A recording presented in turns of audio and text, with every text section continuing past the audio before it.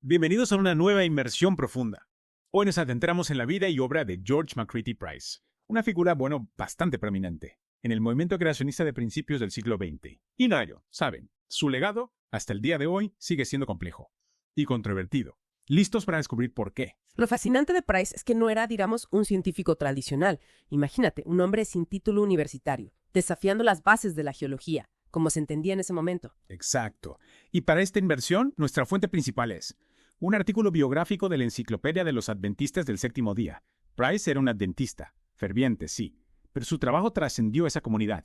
Llegó a una audiencia mucho más amplia, de cristianos conservadores. Su historia es un ejemplo del poder de las ideas y cómo una sola persona, ¿no?, puede provocar un debate, dar forma a movimientos, incluso frente a, una intensa oposición. Al final de esta inmersión, entenderás no solo los argumentos principales de Price, sino también el impacto que tuvo en el desarrollo del movimiento creacionista. Comencemos. El camino de Price para convertirse en un abanderado del creacionismo no fue nada convencional. Nació en una granja en New Brunswick, Canadá, en 1870, y su educación formal fue limitada. Y aquí es donde se pone interesante. A pesar de su falta de, formación científica formal, era un lector voraz, influenciado, en gran medida, por el amor de su madre por la literatura. Esta exposición temprana moldeó su estilo de escritura, que más tarde se convertiría en, una de sus mayores bases, para promover sus ideas. Imagínate un joven Price, inmerso en libros, absorbiendo conocimiento, desarrollando una mente aguda. Y fue durante ese tiempo que conoció a un médico local, Alfred Smith, un acérrimo evolucionista. Sus conversaciones, despertaron el interés inicial de Price en la teoría de la evolución. Pero en lugar de convencerse, se encontró, profundamente escéptico. ¿Te imaginas? Cuestionando una teoría tan fundamental, a tan temprana edad. Este escepticismo, junto con sus fuertes creencias religiosas, impulsó a Price en una búsqueda para encontrar explicaciones alternativas para los orígenes de la vida y la historia de la Tierra.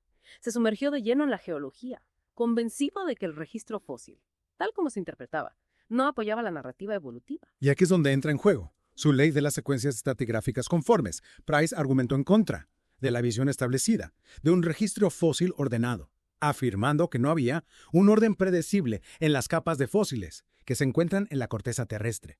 Esta fue una idea, radical, que desafió los principios básicos de la geología en ese momento. Su ley esencialmente establecía que cualquier tipo de capa de roca con fósiles podía encontrarse sobre cualquier otro tipo, independientemente de su supuesta edad. Entonces, en lugar de ver el registro fósil como una línea de tiempo de la evolución, Price lo vio como evidencia de un evento catastrófico, específicamente el diluvio bíblico. Esta idea formó la base de su modelo de geología del diluvio, que expuso meticulosamente en su obra más famosa, La Nueva Geología, publicada en 1923. Un libro de 726 páginas. Imagínate la dedicación que eso requirió. La Nueva Geología fue una empresa enorme, un libro de texto que intentaba reescribir todo el campo de la geología a través del lente de un diluvio global, reciente y catastrófico. Fue una obra audaz y controvertida, que rápidamente ganó atención, tanto positiva como negativa. Sus vividas descripciones del diluvio, inspiradas en los escritos de Ellen G. White, una figura prominente en la Iglesia Adventista del Séptimo Día, capturaron la imaginación de muchos. Imagínate, olas gigantes de casi 10 kilómetros de altura, barriendo el mundo entero, remodelando la superficie de la Tierra en cuestión de días.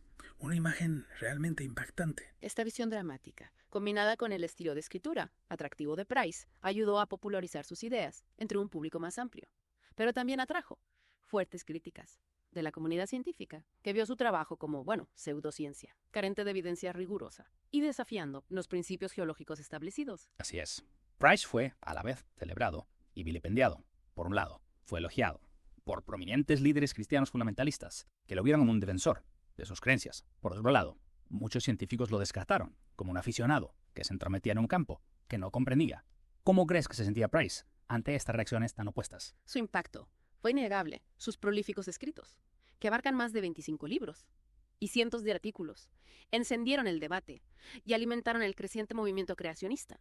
Llevó sus argumentos más allá de la palabra escrita, participando en debates públicos, sobre todo con el filósofo racionalista Joseph McCabe, en Londres, en 1925. Este debate, celebrado en el Queen's Hall ante una audiencia de 3.000 personas, fue un momento decisivo en el choque inicial entre el creacionismo y la evolución, un precursor de las batallas culturales más amplias que se producirían después. ¿Te imaginas la tensión en esa sala? Y luego, por supuesto, está la conexión con William Jennings Bryan, el famoso orador. Y cruzado antievolucionista, Bryan buscó la experiencia de Price para el juicio de Scopes, el juicio del mono, de 1925, reconociéndolo como una voz líder contra la evolución. Conde Price se negó a testificar. En el juicio de Scopes, Bryan aún invocó su trabajo durante el proceso, consolidando el lugar de Price en la vanguardia del movimiento antievolucionista. Es fascinante cómo la influencia de Price se extendió, incluso a este caso legal histórico, dando forma a los argumentos y añadiendo leña al fuego.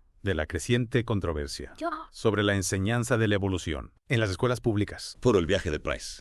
No estuvo exento de conflictos internos. Se encontró en desacuerdo con otros creacionistas, en particular con su antiguo alumno, Harold W. Clark, sobre la interpretación del registro fósil. Este desacuerdo acabaría provocando una amarga ruptura dentro del movimiento creacionista. Inicialmente, un firme partidario de las ideas de Price llegó a creer que sí existía un orden en el registro fósil, pero que podía explicarse por la zonación ecológica. En lugar de evolución, Price rechazó vehementemente este punto de vista, acusando a Clark de abandonar la verdadera fe y sucumbir a teorías de origen satánico. ¡Qué fuerte! Este choque pone de manifiesto las complejidades y los debates internos que existían dentro del movimiento creacionista, incluso cuando se unían contra un enemigo común. La teoría de la evolución se enfrentaban a diferentes interpretaciones de las pruebas científicas y los textos bíblicos. Y a pesar del eventual rechazo de muchas de sus afirmaciones geológicas específicas, el legado de Price, como figura fundadora del movimiento creacionista moderno, permanece. En efecto, su obra. En particular, la nueva geología inspiró a las generaciones posteriores de creacionistas, incluidos John C. Whitcomb y Henry M. Morris, autores de El diluvio del Génesis, en 1971, que reavivó el interés por la geología del diluvio entre los evangélicos. Este es un punto crucial. Si bien las ideas científicas de Price pueden haber sido, en gran medida, desacreditadas, su pasión y determinación por encontrar explicaciones alternativas al consenso científico predominante siguen resonando en muchos, hoy en día. La historia de Price es un recordatorio de que la relación entre la ciencia y la religión rara vez es sencilla. Es una historia de curiosidad intelectual, fe quebrantable, y la búsqueda continua de la verdad, incluso cuando conduce a la controversia y la división. Y es una historia que sigue influyendo en los debates sobre los orígenes de la vida y el universo, incluso hoy en día. Después de una breve pausa, continuaremos nuestra inmersión profunda, el legado de George McCready Price. No vayas. Retomamos nuestra inmersión en la vida y el legado de George McCready Price. Antes de la pausa, hablábamos de los conflictos internos dentro del movimiento creacionista, particularmente el desacuerdo de Price con Harold W. Clark. Sí, y esta tensión no era solo una disputa personal, representaba una división fundamental sobre cómo reconciliar las observaciones científicas. En una interpretación literal. Exacto. Price se mantuvo firme en su creencia de que el registro fósil no era una línea de tiempo cronológica, sino más bien un revoltijo resultante del diluvio. Para él, cualquier intento de imponer orden a los fósiles era una concesión a pensamiento evolucionista, una pendiente resbaladiza que en última instancia socavaría la autoridad de las escrituras. Pero Clark, a través de su trabajo de campo e interacciones con geólogos, se convenció cada vez más de que sí había un patrón discernible en el registro fósil. ¿Cómo intentaba Clark reconciliar sus observaciones con la idea de un diluvio global? Desarrolló el concepto de zonación ecológica. Para explicar. Este patrón argumentaba que diferentes grupos de organismos vivían a diferentes alturas y en diferentes entornos antes del diluvio. Entonces, según Clark, el orden que vemos en los fósiles no refleja una progresión evolutiva. El orden en que estas zonas ecológicas fueron inundadas por las crecientes aguas. El diluvio. Es una forma interesante de intentar conciliar. La geología del diluvio, con los datos geológicos observados. Sin duda, fue un intento ingenioso. Pero Price no lo aceptó. Vio el cambio de opinión de Clark como una traición, una capitulación a las mismas fuerzas a las que había dedicado su vida a oponerse. Y la reacción de Price fue rápida y dura. Publicó un panfleto titulado Teorías de origen satánico, atacando directamente a Clark y acusándolo de promover propaganda evolucionista. Se puede ver cuán profundamente arraigadas estaban sus convicciones. Este episodio no solo fracturó su relación personal, sino que también puso de manifiesto los desafíos inherentes a la construcción de un movimiento creacionista unificado.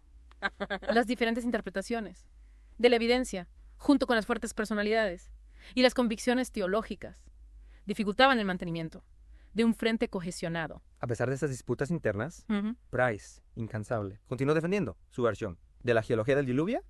Fue instrumental en la fundación y dirección de Keele, de organizaciones creacionistas, como la Asociación de Religión y Ciencia y la Sociedad de Geología del Diluvio. Estas organizaciones tenían como objetivo proporcionar una plataforma para la investigación y la educación creacionistas, pero también estuvieron plagadas de conflictos internos y finalmente se disolvieron. Es notable la dedicación inquebrantable de Price a sus ideas, incluso ante las crecientes críticas. Realmente creía que estaba defendiendo la verdad de la Biblia contra la embestida de la ciencia secular